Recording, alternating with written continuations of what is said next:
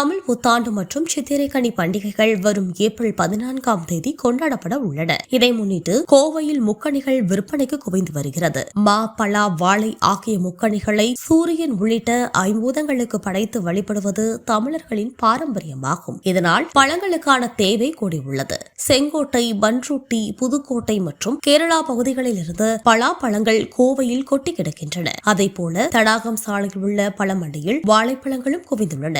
செவ்வாழை கிலோ 60 ரூபாய், பூவன் கிலோ 40 ரூபாய், ரஸ்தாளி 45 ரூபாய், நேந்திரம் 55 ரூபாய், கேரள ரஸ்தாளி கிலோ 60 ரூபாய், கற்பூரவள்ளி ஆகிய பழங்கள் கிலோ 30 ரூபாய்க்கு விற்பனையாகின்றன. அதேபோல மாம்பழம் கிலோ 100 ரூபாய் முதல் பங்கனப்பள்ளி உள்ளிட்ட ரகங்கள் 150 ரூபாய் வரை விற்பனை செய்யப்படுகிறது. சித்திரைக்கனி பண்டிகையை சிறப்பாக கொண்டாட கோவையில் பல வியாபாரங்கள் வீதிகளில் ஜோராக நடைபெற்று வருகிறது.